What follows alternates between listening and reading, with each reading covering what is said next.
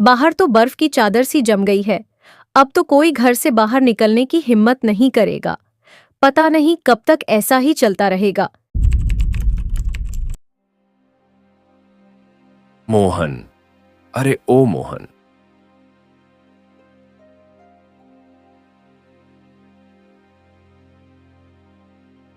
अरे मोहन, बहुत दिन हो गए। तुम मेरे पैसे कब तक दोगे? सेठ जी, अभी सब्जियां खेत पर लगना शुरू हो गई हैं। उन्हें बेचकर मैं जल्द ही आपके पैसे चुका दूंगा। ठीक है, जब भी पैसे आ जाए तुम्हारे पास, सबसे पहले मेरे पैसे लौटाना। सेठ मोहन से बात करके लौट जाता है।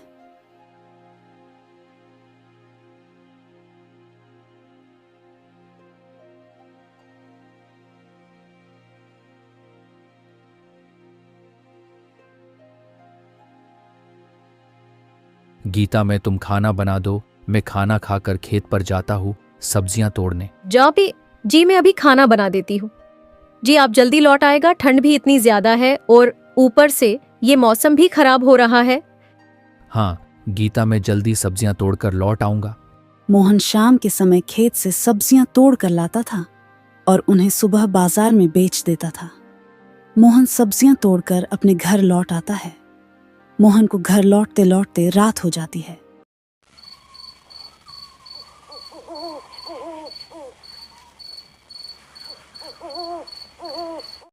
मोहन और उसकी पत्नी गीता ठंड से बचने के लिए देर रात तक अलाव जलाकर बैठकर हाथ सेक रहे थे। गीता, मैं सब्जियां बाजार में बेच कर आता हूँ। जी पर मौसम तो आज बहुत ज्यादा खराब लग रहा है। मेरी मानिए, आप आज सब्जियां बेचने कल चले जाना। गीता, कल तक सब्जियां इतनी ताज़ा नहीं रहेगी और ना ही इनके अच्छे दाम मिलेंगे, इसीलिए मुझे आज ही ये सब्जियां बेचने पड़ेगी। मोहन बाजार में सब्जियां बेचने निकल जाता है। मौसम पहले से ही खराब था। मौसम के बिगड़ने के कारण बाजार में लोग खरीदारी करने कम आ रहे थे। मोहन की सब्जियां भी थोड़ी ही बिकी थीं। आज तो इस मौसम के खराब होने से बाजार भी नहीं चल रहा। शाम होने के बाद मोहन अपने घर अपनी बाकी की सब्जियां लेकर घर लौट आता है। जी आज सब्जियां बचाकर लाए हो आप? गीता, मैं इन सब्जियों को बचाकर नहीं लाया, आज आधी ही सब्जियों की बिक्री हुई है। हाँ मौसम भी खराब है तो लोग अपने घरों से बाहर नहीं निकल रहे। आप बाकी की सब्जियां कल बेच देना। मैं खाना लगा देती हूँ, आप हाथ मुंह धो लीजिए।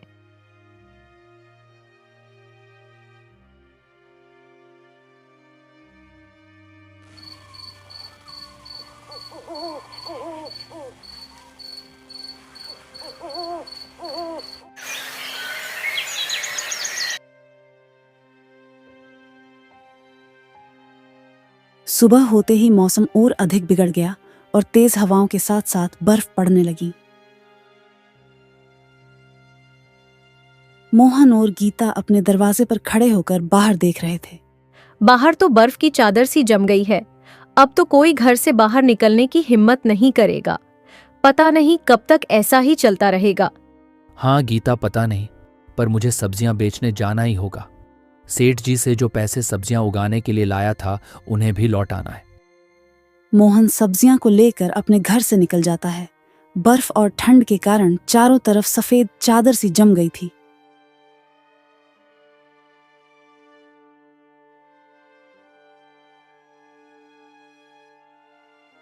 मोहन अपनी दुकान लगाकर सब्जियां बेचना शुरू करता है। बहुत देर गुजरने के बाद भी कोई भी सब्जियां खरीदने नहीं आता है। बहुत अधिक देर तक भी मोहन की सब्जियां खरीदने कोई नहीं आता है और मोहन के शरीर भी ठंड से जमने लगता है। मोहन अपनी सब्जियों को लेकर घर लौट आता है।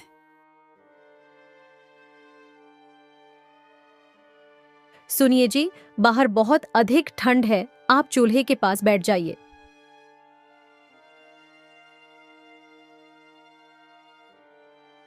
मोहन अब अपने घर में आग के पास चुपचाप बैठकर सोच में डूब जाता है।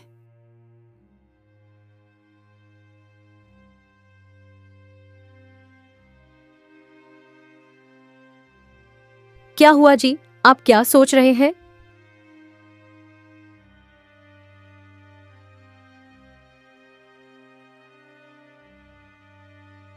गीता, मैं सोच रहा हूँ कि हमारी सब्जियों की बिक्री भी नहीं हो रही है और खेत पर जो सब्जियां हैं वो भी बर्फ गिरने से खराब हो गई है। अब ऐसे में हम क्या करें, मेरे कुछ समझ नहीं आ रहा है। मेन क्या कहती हूँ जी, मैं सोच रही हूँ कि हम दोनों इन सब्जियों के पकोड़े बेचने का काम शुरू कर देते हैं। सर्दी में सभी लोग गर्मा गर्म पकोड़े भी खाना पसंद करते हैं। है गीता, बात तो तुम सही कह रही हो, पर हम पकोड़े के बेचने के लिए राशन कहाँ से लाएंगे? जी, आप सेठ जी से कुछ पैसे उधार लें। आइए, हम पकोड़े बेचकर उनके पैसे चुका देंगे। गीता, सेठ जी के तो हम पहले से ही कर्जदार हैं, भला वो हमें क्यों और पैसे देंगे? जी हाँ, पर सेठ जी ही हमारी मदद कर सकते हैं। और सेठ जी के चाहे हम कर्जदार हैं, पर सेठ जी अच्छे इंसान हैं और वो हमारी परेशानी को समझेंगे। हम कल से ही पकौड़े बनाकर बेचने का काम शुरू कर देंगे। मोहन सेठ के घर कुछ पैसे उधार लेने निकल जाता है।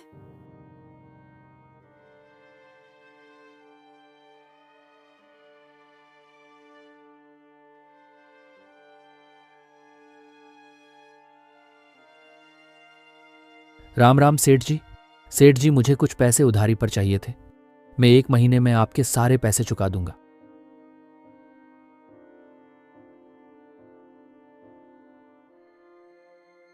मोहन, मैं तुम्हें पैसे दे देता हूँ, पर तुम ठीक 1 महीने में ही मेरे पैसे लौटा देना। सेठ जी मोहन को ब्याज पर पैसे दे देते हैं। मोहन पैसे लेकर घर लौट आता है। सुबह होते ही गीता पकौड़े बनाती है और मोहन उन पकौड़े को बाजार में बेचने निकल जाता है।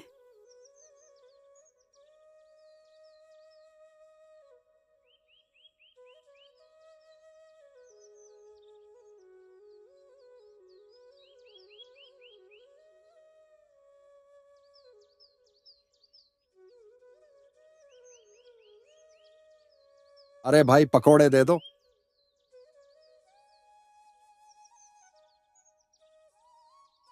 वह सर्दी में गरम गरम पकोड़े खाने का मजा ही अलग है। कितने पैसे हुए भाई?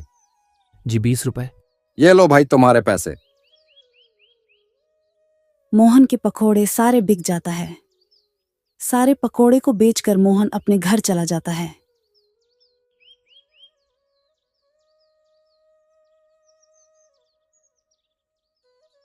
जी, कुछ पकोड़े बिके या नहीं?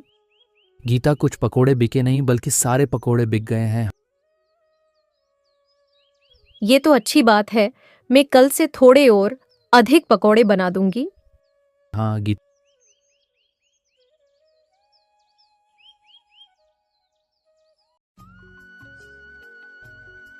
मोहन अब रोज पकोड़े बेचने जाता है और मोहन के सारे पकोड़े बिक जाते हैं। धीरे धीरे मोहन पकोड़े बेचकर अच्छे पैसे कमाने लगा। गांव में मोहन के पकोड़े लोग बहुत पसंद कर और मोहन सेठ के पैसे भी चुका देता है। सेठ जी, ये लीजिए आपके पैसे। और आपका बहुत बहुत धन्यवाद, जो इस मुश्किल के समय में आपने मेरा साथ दिया। और अब मोहन अपने पकोड़े की एक दुकान लगाकर बेचने लगा।